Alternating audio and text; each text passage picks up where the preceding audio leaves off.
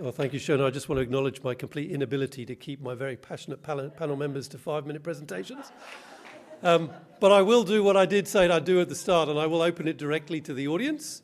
If you've got a question, please try and have a question that each of the panel members, given their broad perspectives, has a capacity to respond.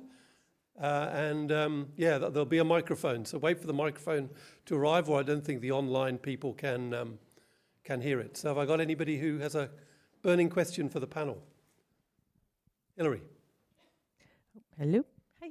Thanks, Andy, and great talks, everybody. Really, really good.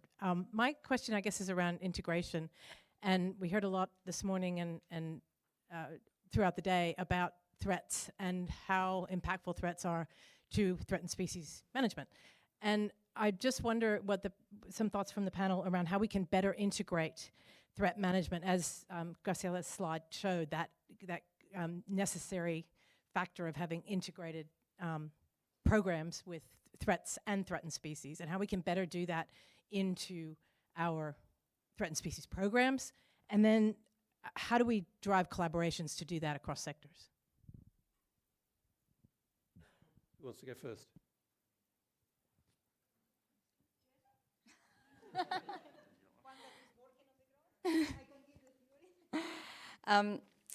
Yeah, so I guess there's multiple levels in that. In that, funding obviously is something that is a critical element to enable that to happen.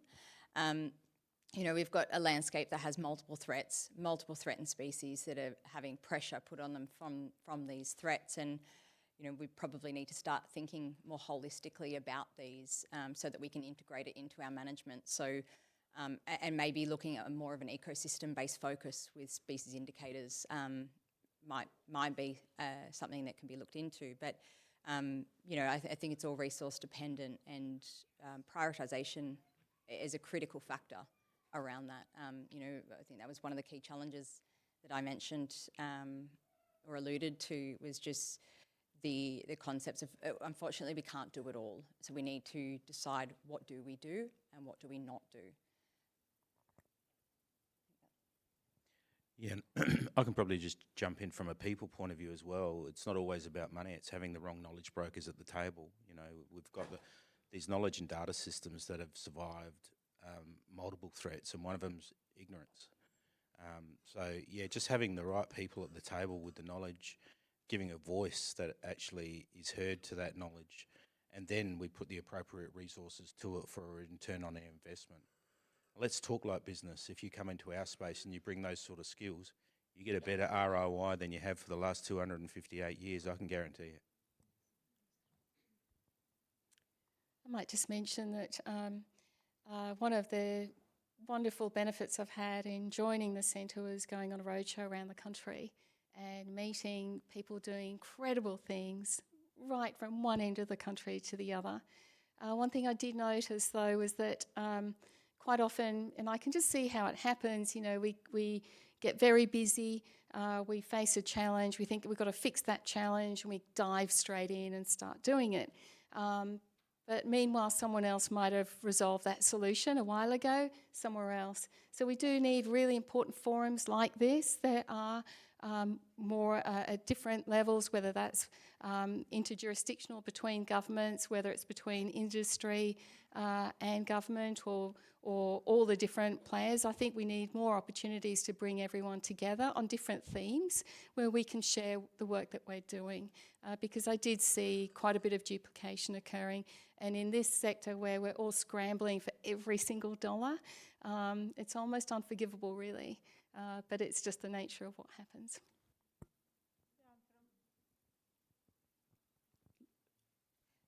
I think from my side, aside what I already said, is the the understanding the multi-scale concept from state to council to local level. I have seen many attempts to do holistic management, but then the lack of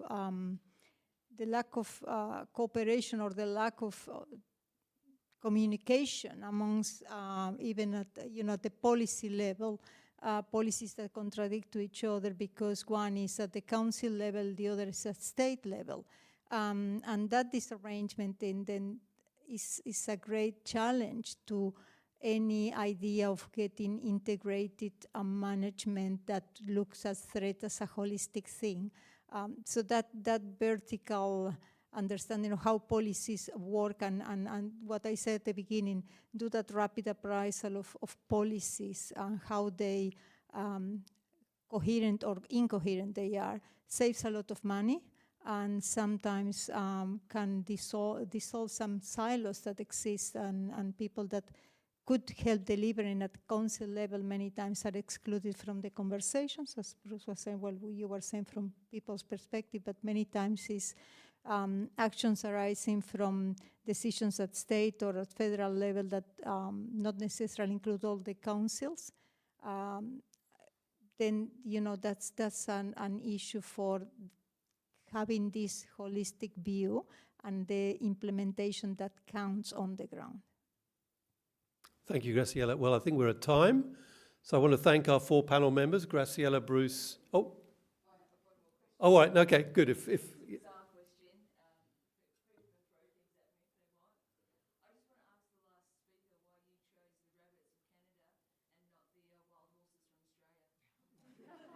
Oh, good. Yeah, good question. Didn't think of it. Yeah, we have equally challenging issues at home. You're absolutely right. All right, well, thank you very much. I just want to thank our 4 panel members, Graciela, Bruce, Shauna and Jess. And please catch up with them over the next 2 days and discuss with them how we can better improve threat management at landscape scale. Thank you.